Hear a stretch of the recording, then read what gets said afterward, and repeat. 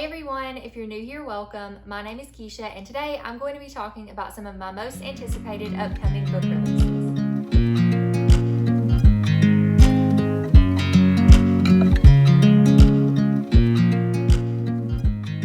So today I'm going to chat with you about 9 books that I'm really excited about that are adult and YA, and they are coming out either in July, August, or September, which is quarter 3 of this year.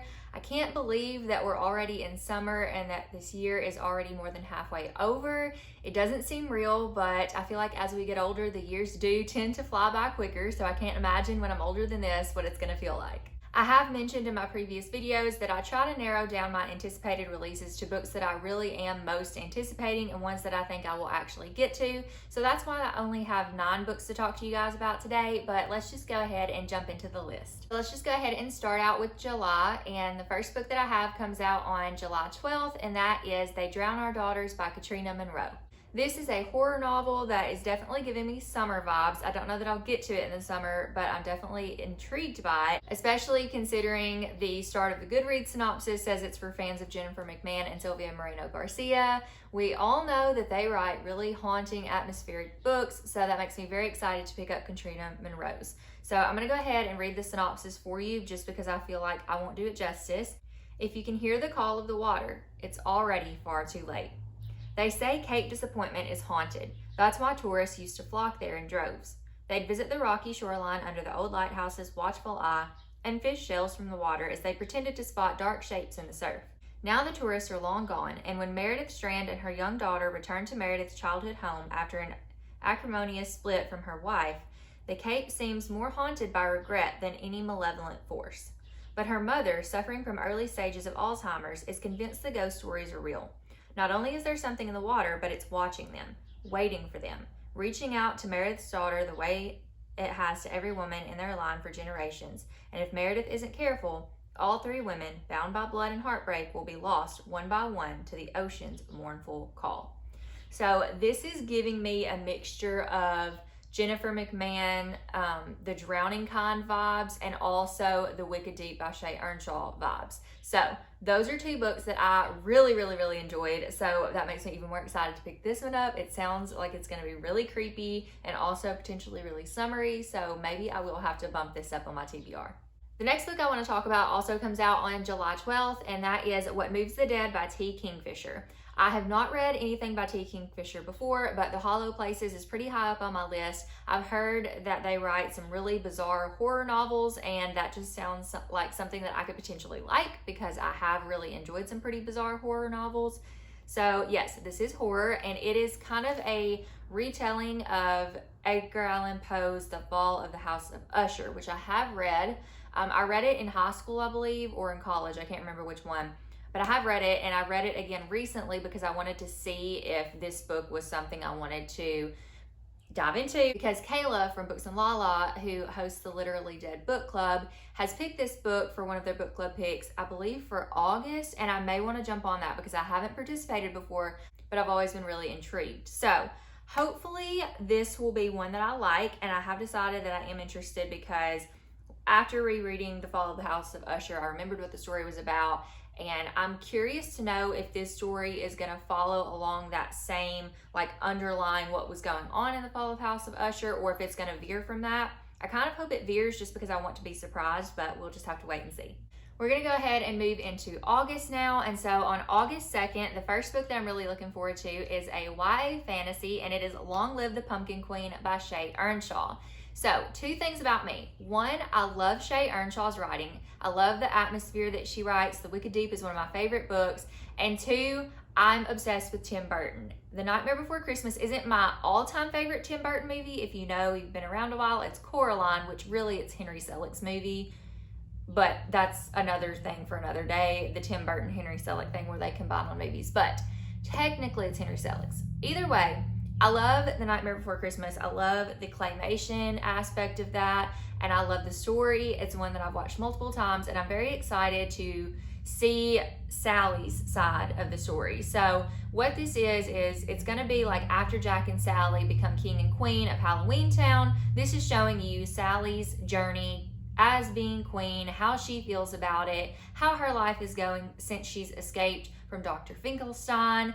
And she and Zero actually end up coming upon this door in the forest. If you know this story, you'll know, so I'm not spoiling too much, but her and Zero end up coming up on this door to Dreamtown, and things get kind of crazy from there. So definitely check this one out if you're a fan of The Nightmare Before Christmas. I don't really always go for books that are based off of things like that, or like they stream off of like movies or stories like that, but I am intrigued by this one mostly because Shay Earnshaw is writing it and because I love this story. The next book that also comes out on August 2nd may come as a surprise to you that I've added this on my list because it's Wild as the Witch by Rachel Griffin. And I read The Nature of Witches earlier this year, and it wasn't my favorite. I feel like it had potential. I liked the writing. I liked aspects of the story. There were just some things that I couldn't get past. But I had decided, because the synopsis of this book sounds so good, that I'm going to give Rachel Griffin another chance.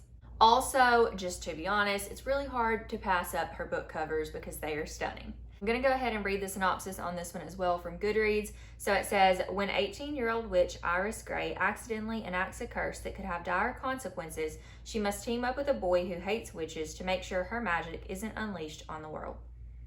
Iris Gray knows witches aren't welcome in most towns. When she was forced to leave her last home, she left behind a father who was no longer willing to start over. And while the Witches' Council was lenient in their punishment, Iris knows they're keeping tabs on her. Now settled in Washington, Iris never lets anyone see who she really is. Instead, she vents her frustrations by writing curses she never intends to cast.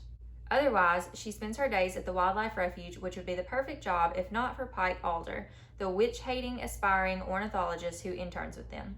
Iris concocts the perfect curse for Pike, one that will turn him into a witch. But just as she's about to dispel it, a bird swoops down and steals the curse before flying away. If the bird dies, the curse will be unleashed, and the bird is a powerful amplifier, and unleashing the curse will turn not just Pike, but everyone in the region into a witch.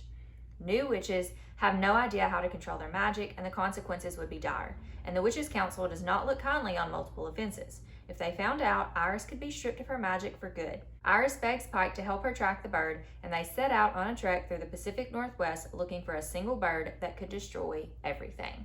So, I love that this has a nature aspect. I hope that it doesn't go like too political like I felt like the first book did, but I love that this is at a wildlife refuge and it's talking about like saving animals. I know that's probably going to be an aspect of it, and I am for that. Like I said, as long as it doesn't get too political for me, just because I don't like too political books. But I love that, and I love that this is a witch story, and I love the adventure that her and Pike seem to be going on to retrieve this curse. I think it's going to be awesome. So I'm very excited to read this one and give Rachel Griffin another chance, and hopefully I'll enjoy this one more than I enjoyed her first book.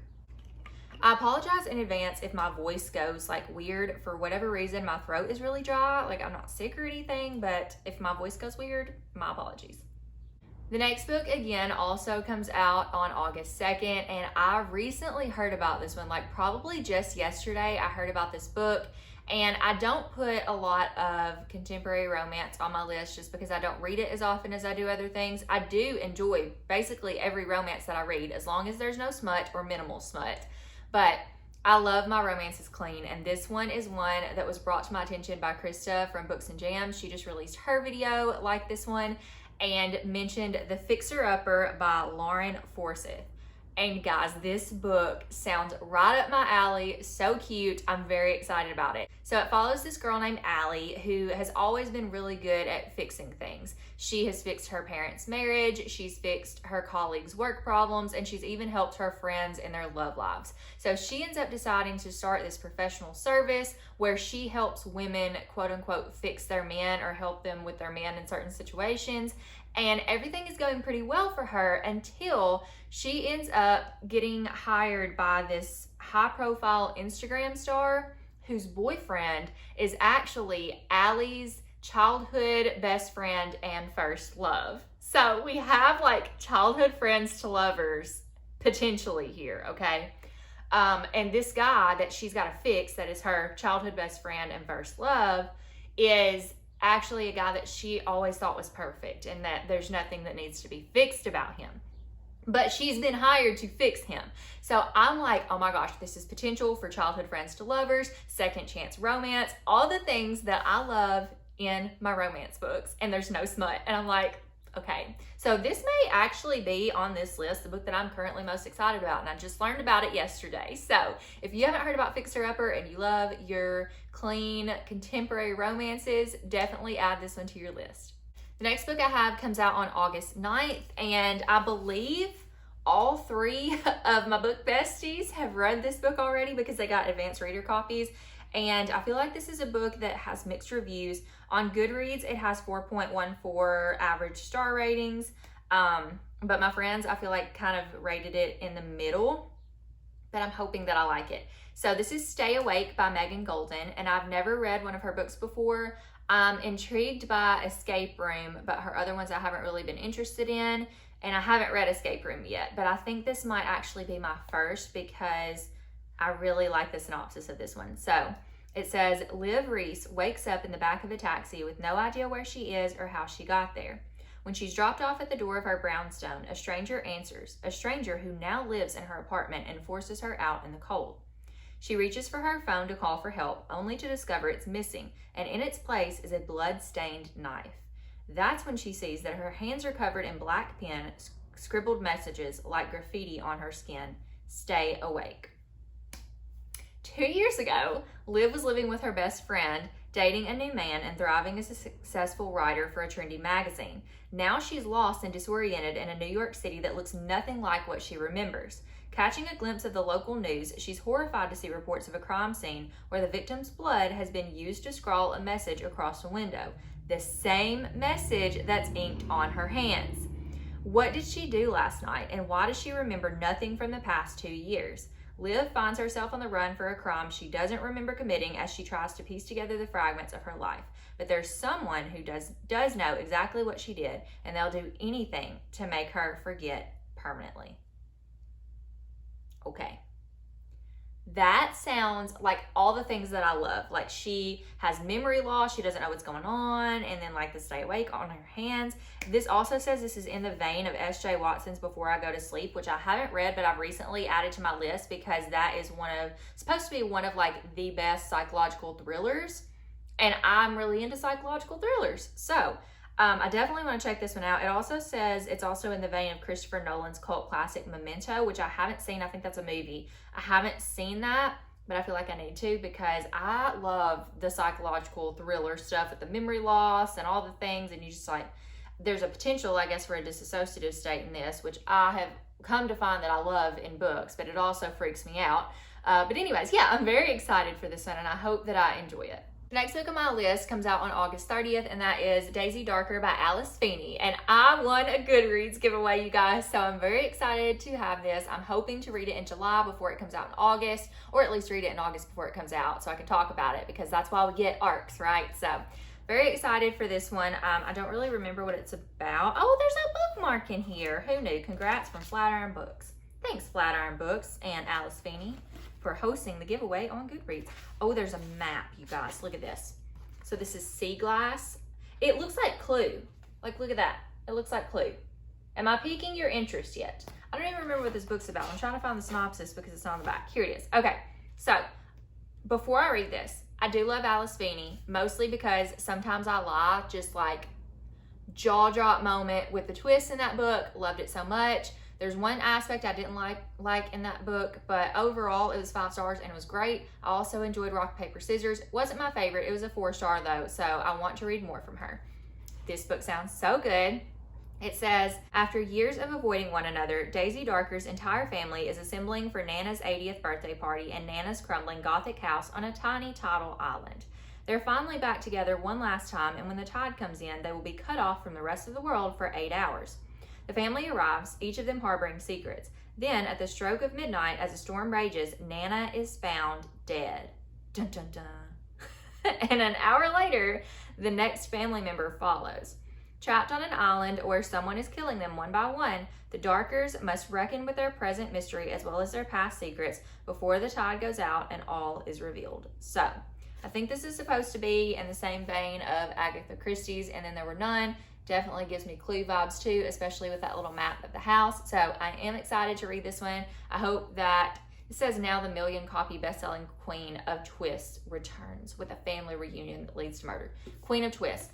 She definitely does twists really well. I don't think the twist in Rock, Paper, Scissors was as good as Sometimes I Lie, but I'm hoping that this is going to be right up there with Sometimes I Lie for me if she does the twist well. So I'm very excited to see if this one holds up. Okay, moving on to September, the first book that I want to talk about comes out on September 13th, and it is Always the First to Die by R.J. Jacobs. So, little backstory with this. R.J. Jacobs is local to me. He actually lives in Nashville, Tennessee, which is only a couple hours from where I live. I have also had the honor of meeting him and doing an author meet and greet with him. He is a super cool guy, and I'm very excited to read his newest book. I did read Somewhere in the Dark by him and really enjoyed it. It was set in Nashville, and it really gave me all of like the Tennessee vibes from that book. And it was also a really good mystery as well. So if you haven't read that one, definitely check it out. He does have one more backlist as well. But I'm very excited for Always the First to Die. I remember when we were doing our meet and greet with him and had a little discussion, and he was telling us about this book, and I was like, that sounds so good. So I'm very excited about that. I am going to read the synopsis just because I feel like not as many people know about R.J. Jacobs, and I feel like you should if you don't, especially if you like Riley Sager and things of that sort, because his books are typically very good for fans of Riley Sager. And this one in particular is good if you like a classic slasher twist. So I am going to read the Goodreads synopsis for this one. That way you can kind of get a feel for what this book is going to be about. So, Always the First to Die follows a former horror movie actress as she returns to the set of her most iconic film, only to find that the strange circumstances begin to resemble the plot of her most famous film. After her husband's death, Lexi has refused to return to the Pinecrest estate on the Florida Keys. Too many hard memories on that strip of land. Memories of meeting her husband on the set of an iconic horror movie, of being cast as an extra, of watching herself get killed on screen, and of scoffing at the rumors of the Pinecrest estate curse until she witnessed a cast member die that very summer. But when her daughters sneak away to visit her grandfather, legendary horror movie director Rick Plummer, Lexi is forced to face her past. That's when a Category 4 hurricane changes course and hits the southern coast. Unable to get through to her daughter, Lexi drives to the Keys in the wake of the storm. What she finds is an island without cell service, without power, and with limited police presence. A desolate bit of land with only a few remaining behind.